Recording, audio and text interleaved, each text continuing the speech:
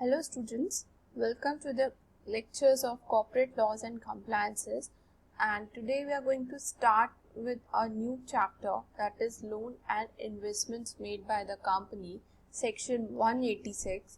Okay, so today we are going to just cover this section 186 and section 187. Hope you have done with up to section 185. You have seen the previous videos of board meeting and its procedure. And in this video, most probably in this video, we're going to complete this chapter. This is a small chapter, but it is important for exam point of view. A question around 5-mark question may come from this chapter. So it's not an harm to study an hour by focusing 100% on the content on the lecture and scoring 5 extra marks in your examination. So please have a full focus here. Okay, so let's start with the section 186, and we're going to see section 187 also. Section 186 deals with loans and investments by the company. That is, whatever the loans and investments the company give loans to any person, or company either makes investment in any other company, that will be included under section 186. We'll see in detail that what all transactions are included under section 186. And section 187, it deals about that all the investment that the companies have should be held in its own name. So company cannot invest in the name of any other person. That may be your director, promoter. It cannot be done. Everything should be in the name of the company, not directors or promoters. Now let's start with section 186, loan and investment by the company. So applicability of this section is both on private company and public company. And this section, this is a big section, section 186 subsection 1 to section 186 subsection 13. We have 13 subsection in this, so it's kind of a big section. So that's why it is come in a different part. Section 186 subsection 1 says investment permitted through 2 layers of investment company. Basically it says a company, unless otherwise prescribed, is not permitted to make investment through more than 2 layers of investment company. So basically up to 2 layers of investment company, the investment is allowed. So what does it mean by the layers of investment? Suppose this is the holding company, which is X Limited. It has a subsidiary company S Limited, S1 Limited. It has another subsidiary company S2 company, that is S2 Limited. Okay, so when X Limited does any investment through S2 Limited in XYZ Limited, so the S2 Limited holds 50% shares of XYZ Limited, and this 50% is actually the shares which is taken by X Limited, but directly it has not taken. It has taken through S2. So S2 is the second subsidiary. Basically, H company, this holding company, is has a subsidiary S1 Limited, and this S2 company is the subsidiary of S1 company. So this is like investment through one layer and investment through second layer. So the money actually is given by X Limited to S2 Limited through S1 Limited to invest in XYZ Limited. So that's why this will be considered as 2 layers of investment.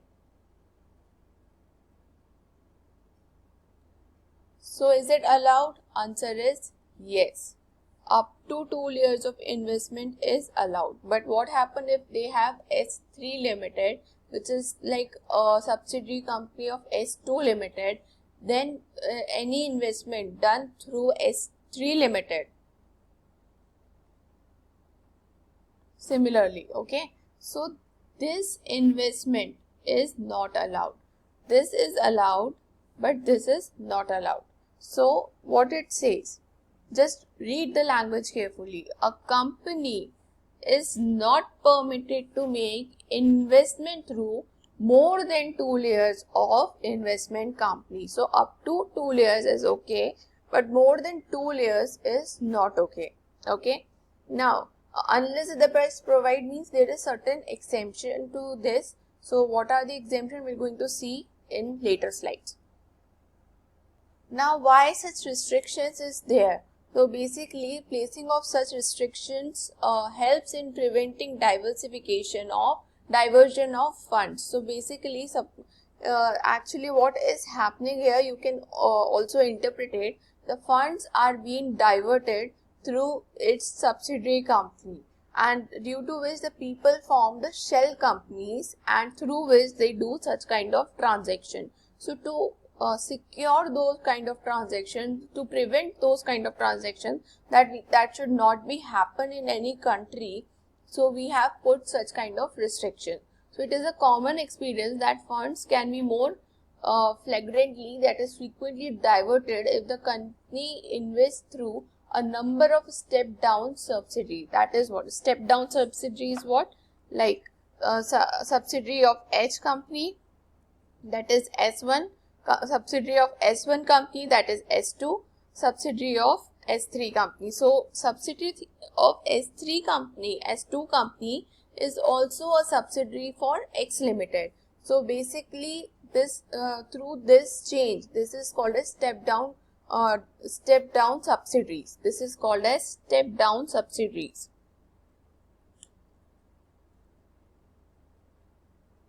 So whenever any investment is done through step down subsidiaries, the main reason for doing this is diversion of funds. So we don't want to do this. We don't want to do this. We want to stop this or restrict this. So that's why we had like allowed it up to 2 layers of investment companies. Till here it is allowed, but not beyond this. Okay, not beyond this. Now you can note this. Done.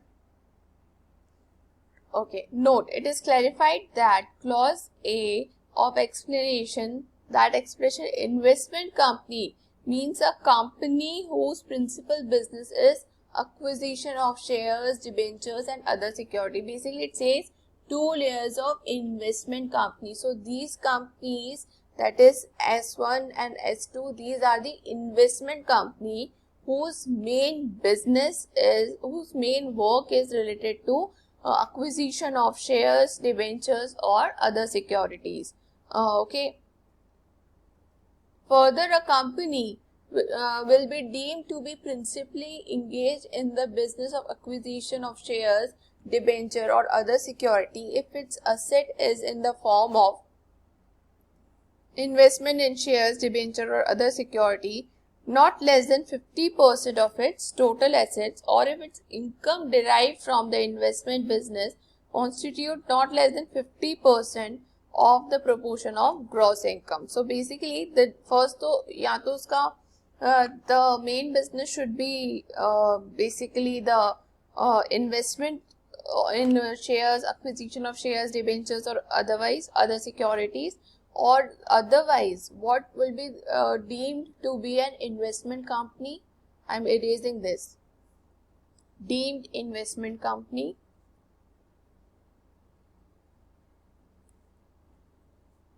two situation when at least 50% of total asset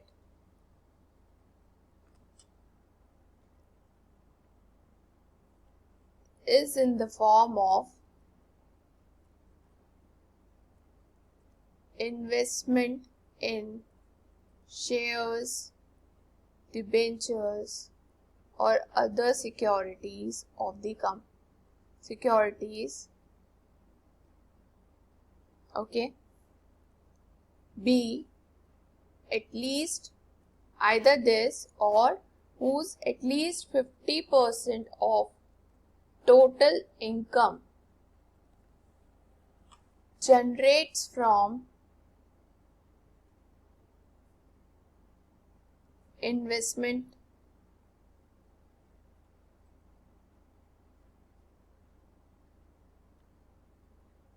business activities.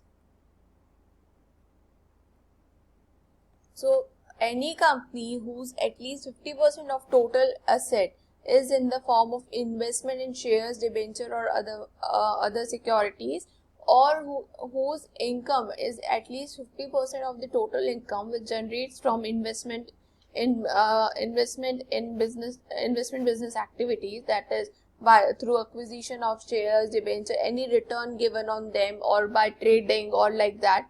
So if at least 50% of income is generates from, basically derives from this investment business, then such kind of company will be considered as deemed investment company. And through this companies also, if the investment is done, it will be allowed up to 2 layers of investment company, not more than that. Now there is some exemptions given to the 2 layers. First, it says when there is an acquisition of companies incorporated India, outside India, if a company acquires any other company which is incorporated in country outside India, and if such other company has investment subsidiaries beyond 2 layers as per the law of such country, the rule of 2 layers shall not prevent that kind of acquisition. So what it says, I hope you have noted this down. Then pause it and note it. Now we are talking about exemptions to section 186 subsection 1. In this, basically the 2 layers of investment company, more than 2 layers of investment company, this prohibition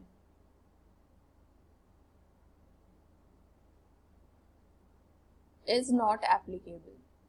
So what is that? Suppose this is an holding company A Limited, and he wants to make X Limited as its subsidiary company, but this company is a foreign company, or you can say a company incorporated outside India. Okay, so this company has 2 layer, or you can say layer 1, layer 2, layer 3. So 3 layers of investment company is already holded by X Limited, and A Limited acquires or makes the X Limited as its subsidiary company. So it acquires 51% shares, or you can say voting rights, in X Limited. Then all these companies, the investment done, any investment done by X Limited through these layers of subsidiary, which was legal as per the law of, suppose this company is in USA, so it is legal as per the law of USA.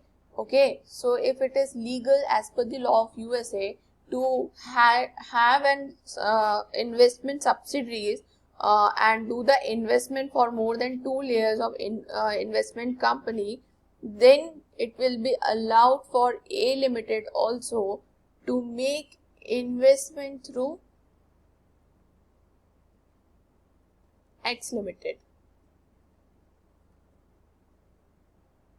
What it says, if a company acquires any other company, so A Limited acquires X Limited, okay, a foreign company, and if such other company has an investment subsidiaries beyond two layers as per the law of such country, okay, law of USA, for example, the rule of two layers shall not prevent this kind of acquisition. So basically, this rule will not stop at A Limited to acquire shares of X Limited, who already has the investment company more than two layers. Okay.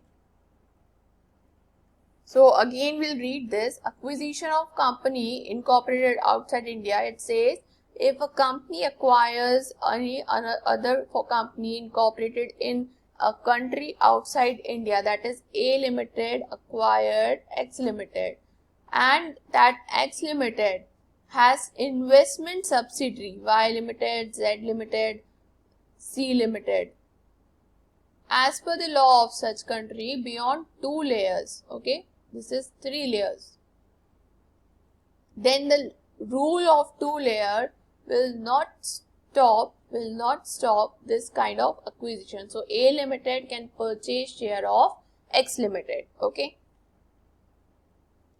Now subsidiary from the second is subsidiary from having any investment subsidiary. So again, the two layer shall not prevent a subsidiary from having any investment subsidiary for the purpose of meeting the requirement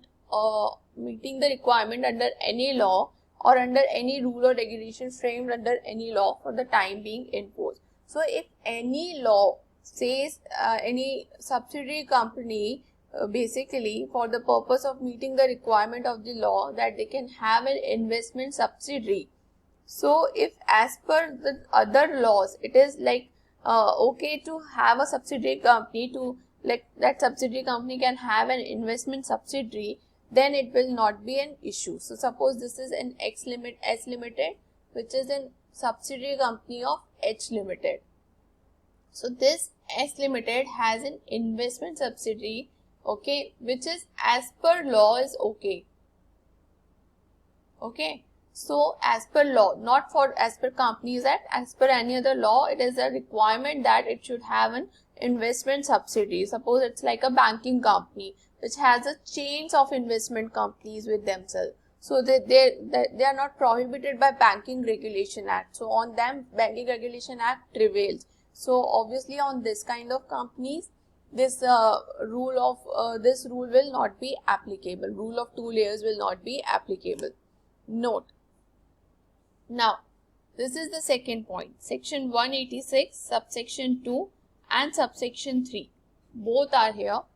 Okay, before this, I want you to note this down.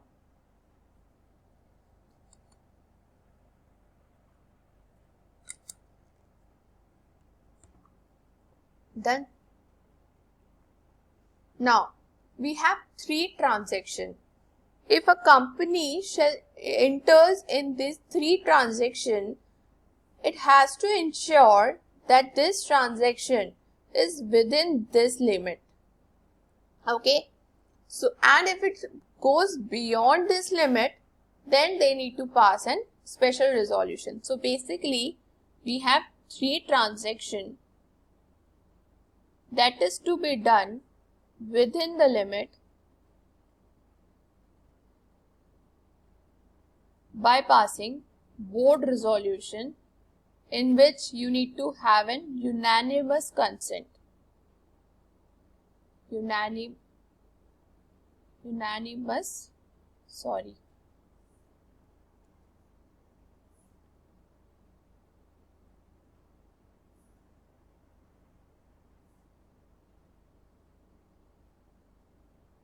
Unanimous consent, that is consent of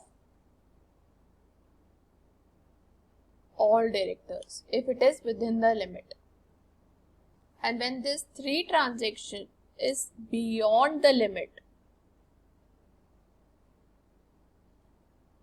then you have to pass a special resolution either at general meeting or through postal ballot. Postal ballot shall be done by those companies on which section 110 is applicable. If section 110 is applicable, then through postal ballot, otherwise at general meeting you need to pass in special resolution, that is consent of 75% shareholders. Okay, note this. This is in like a short form, just say कि you will remember it or even after whenever you are going to do the quick notes, quick revision, this will help you. Okay. Now, what are the three transactions? First transaction, we'll understand each and every transaction. Okay, which says no company shall give any loan or to the body corporate, can give any person or body corporate any loan. So first transaction is, I'm removing this, note it down. Done. Transactions.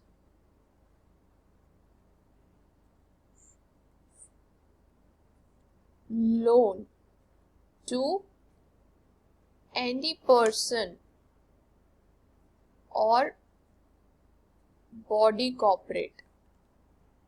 Okay, or to give any person or body corporate any guarantee, provide security in connection with a loan. Guarantee or provide security to any person or body corporate. Acquire by way of subscription, purchase or otherwise the securities of any body corporate. So acquisition of securities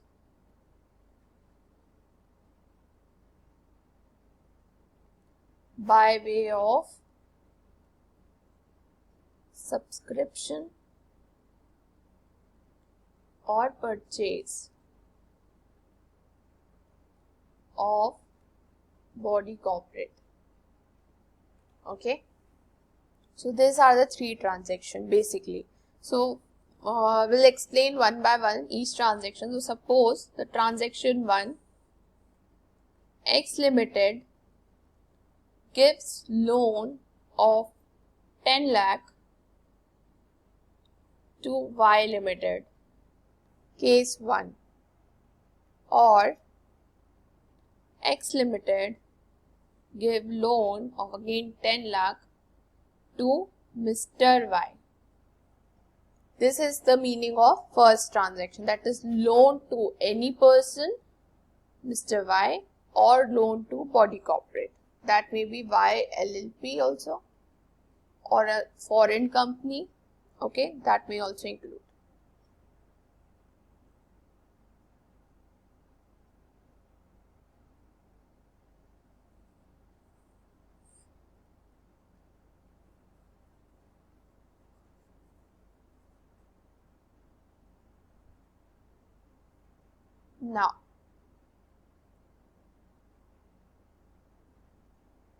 Now we'll understand the second concept, which says guarantee or provide security to any person or body corporate. Now what is guarantee or providing security? First of all, suppose Mr. X has taken loan from SBI. Loan. In connection with loan, some guarantee was required. So Mr. X approached Y Limited to give the guarantee. So Y Limited gives guarantee for the repayment of the loan taken by X Limited. This is the first transaction. Or Mr. Y X has taken loan from SBI, and for this any kind of security was required. Again Mr. X approached Y Limited to provide security in connection with the loan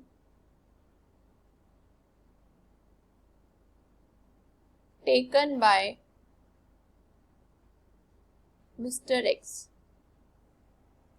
So these two transactions, if this will be X limited suppose and this will be X limited, then also this restriction will be there. So a company cannot provide guarantee beyond certain limit which is given, or provide security in connection with a loan taken by any person or body corporate. Okay, done. Note this down. Now the third thing is acquisition of shares. We are making it here only. Suppose X Limited acquire shares of Y Limited, acquire shares or debentures or deposit or any other security of Y Limited or Y LLP. Okay, then this is also come under the purview of section 186. Okay, so section 186 is applicable whenever a company enters into any of these transactions. It is or. Done. Now, it is not like prohibition to enter into such transaction. There is a limit to enter into such transaction. So what is the limit? Let us see here. The limit is 60% of paid up share capital, free reserves and security premium account.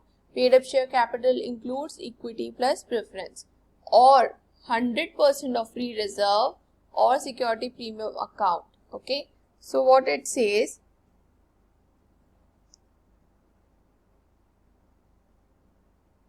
so there is no prohibition to enter into these transactions. There is only one restriction. So there is a limit up to which these transactions can be entered. So limit is first 60% of paid up share capital plus free reserve plus security premium account, or 100% of free reserve plus security premium account, whichever is more. You may get a numerical question on this. So suppose paid up share capital is 10 crore, free reserve is 5 crore, security premium account is 5 crore. So here the limit comes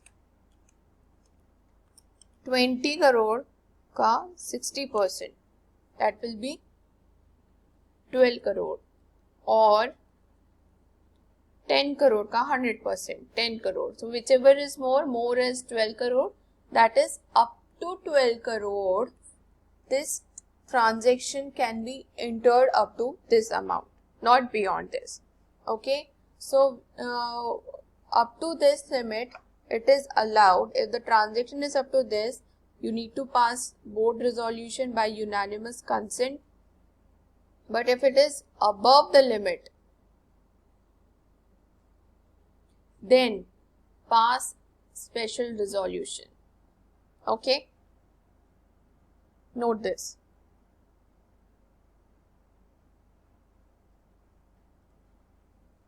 So what it says, ceiling on the investment, section 186 subsection 2 and subsection 3 with rule 13 of companies meeting of board and its power, rule 2014 says, no company shall give any person or body corporate any loan, or give any person or body corporate any guarantee, or provide security in connection with the loan, or acquire by way of subscription, purchase or otherwise the securities of any body corporate exceeding the limit, that is 60% of paid up share capital, free reserve or security premium account, or 100% of free reserve or security premium account, unless previously authorized by the special resolution passed in general meeting, and no compliance of section 186 subsection 3 is required for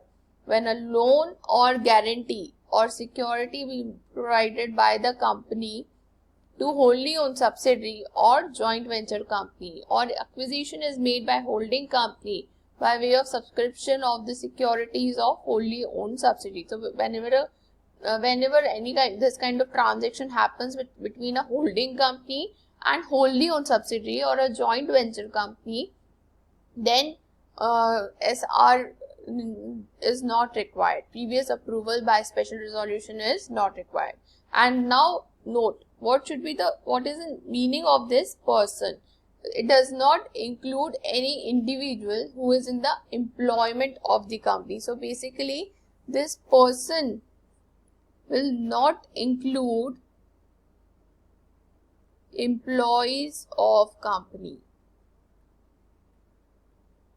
Employees of which company about which we are talking about this limit. Done?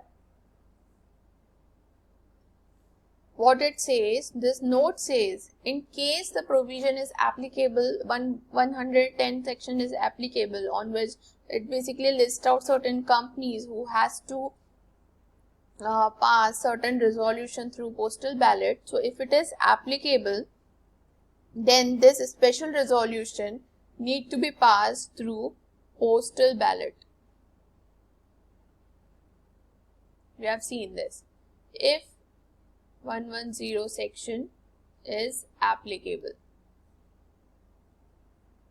Now, disclosure of members, section 186 subsection 4. So it says the company shall disclose to its member in the financial statement the particulars of the loan given, investment made or guarantee given or security provided, and the purpose for which the loan, guarantee, security is proposed to be utilized by the recipient of the loan. So basically two things you need to disclose. I am removing this, okay?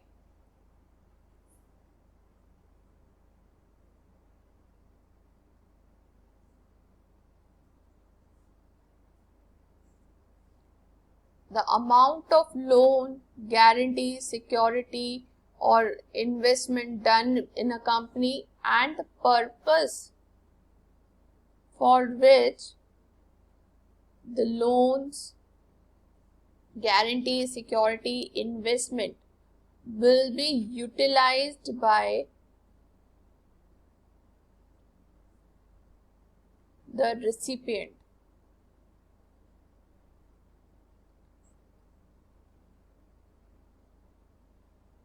Okay, who is the recipient? So in our example, Mr.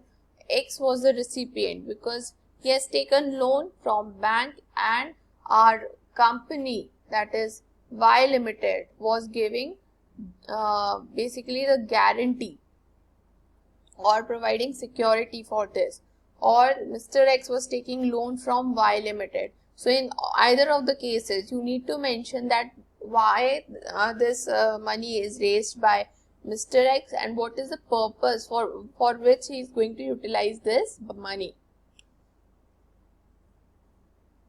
Purpose for which the loan or guarantee is proposed to be utilized by the recipient of such loan, guarantee or security. Now you can note this. Done.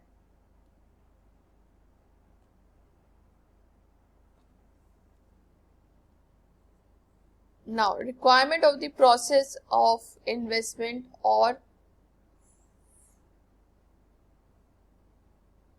loan or guarantee providing for security. So, how it going to process? So, first of all, no company shall invest, give loan or guarantee, provide security unless the resolution is being sanctioned, is being passed at a board meeting with the consent of all the director present at the meeting, and where any term loan is subsisting, then the prior approval of public financial institution need to be obtained. So what is the procedure to take this loan? We have already discussed this.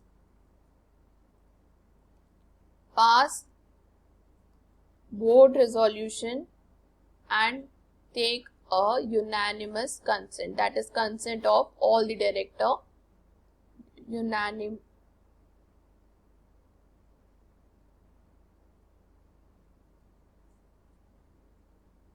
That is consent of all the director present at the meeting. Okay, and if company has taken term loan from PFI, public financial institution or banks, then prior approval of these institutions is also required. Okay.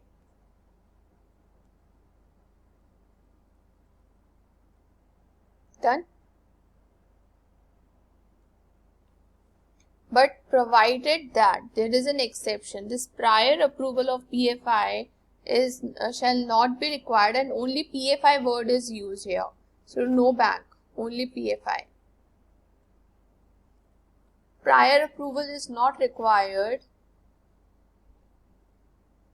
where the aggregate of the loan and investment so far made, the amount for which the guarantee so far provided, or in all other body corporate, okay, does not exceed, along with the investment which is proposed to be made, does not exceed the limit, and there is no default in the repayment of the loan, installment or payment of interest. So this is not applicable if this is an important point to understand. So suppose the existing loan or guarantee or security or investment plus the proposed loan, guarantee, security or investment shall be less than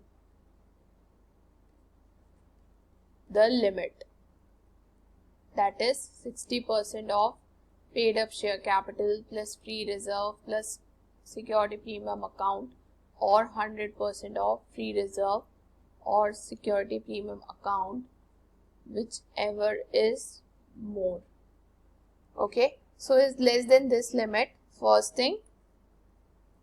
Second thing, no default in repayment of loan or interest thereon. If this complies by the company, then no prior approval of PFI is required.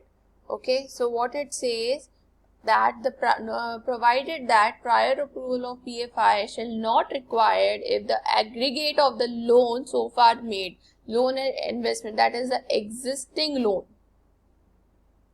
or guarantee or investment or security, along with the investment, loan, guarantee, security proposed to be made, does not exceed the limit, okay, and there is no default in repayment of loan, installment, payment of interest thereon as per the terms and condition of PFI, then the no approval, there is no requirement of the approval of PFI.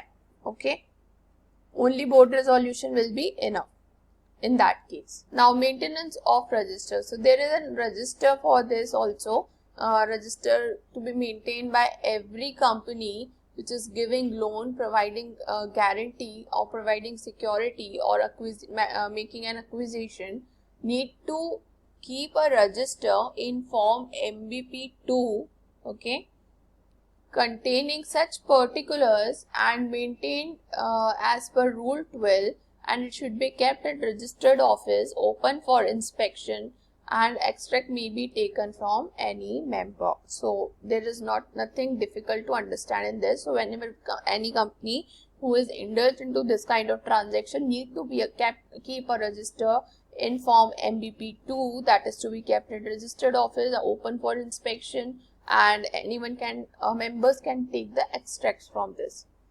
Okay, no giving of, the section 186 subsection 8 says no giving of loan till the default is in respect of deposit is subsisting. So if the company has done any default, is doing any default in respect of the deposits outstanding, then such company cannot give the loan or provide guarantee or security to any company or any body corporate.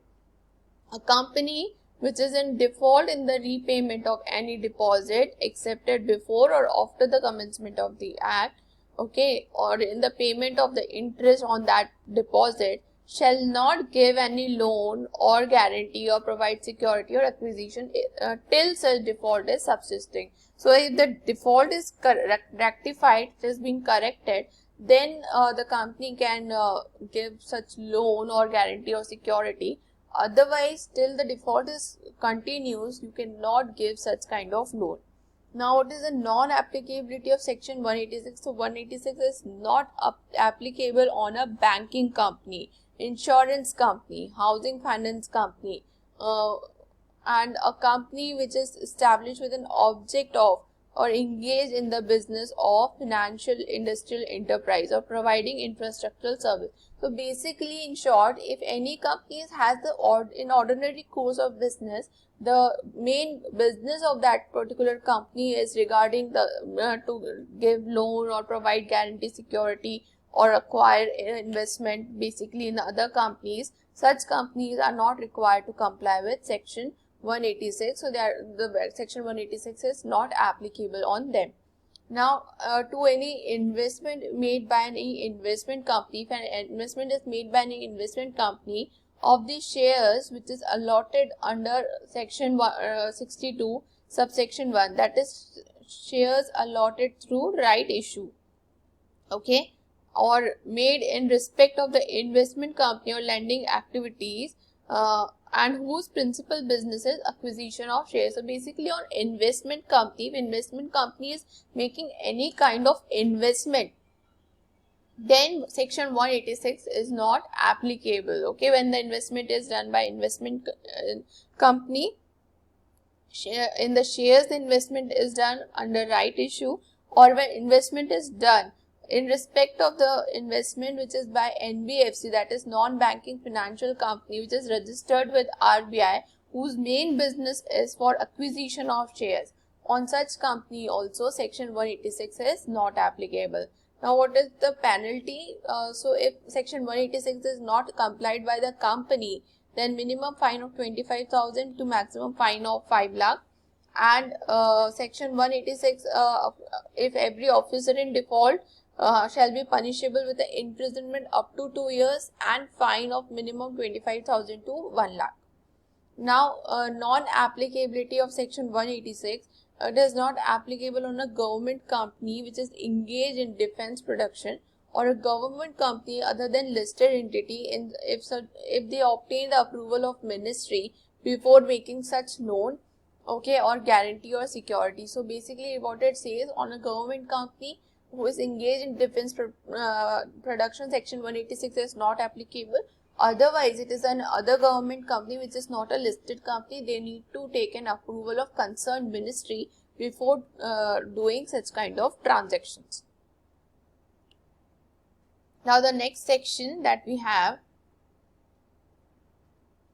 is investment to be held in own name by the company in its own name. So, what it says, all investment made or held by the company either in a property or in a security or in any other asset shall be made and held in its own name. So, company should take all the investment in its own name, not in the name of others. So, basically the title, the ownership of these property, security or assets shall be in the name of company.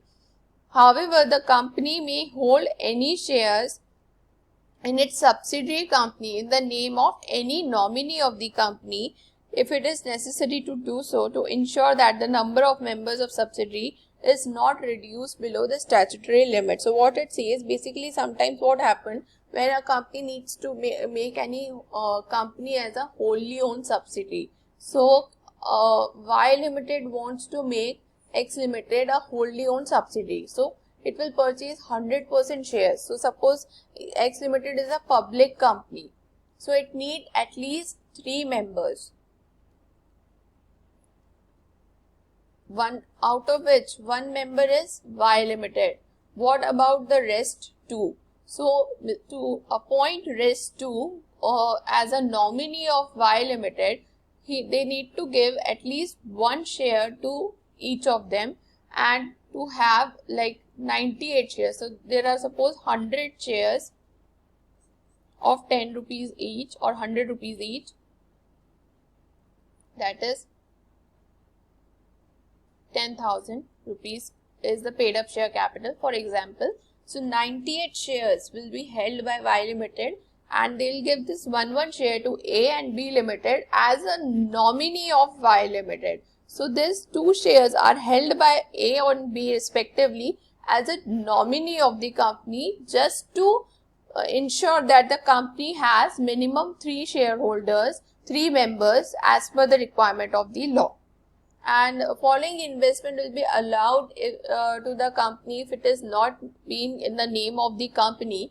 It says whenever we do any deposit with the bank, and being a banker of any of the company, any shares or securities is basically being deposited with the bank for the collection of any dividend or interest on these particular shares and security. So it is being deposited with the name of the banker only, so that he can obtain required dividend and interest directly from the company. So for that purpose, the banker can be named as given the title of that particular investment. Then depositing with or transferring to or holding in the name of SBI or scheduled bank, being the banker of the company share or securities in order to facilitate the transfer. So suppose I had given some securities to SBI on behalf of me, and I had ordered them that whenever the price falls below 100, suppose goes beyond 100, then you have to transfer my securities. So this transfer is done on behalf of me by SBI. So I have to make it as an owner of that particular shares, okay, or for the purpose of that transfer.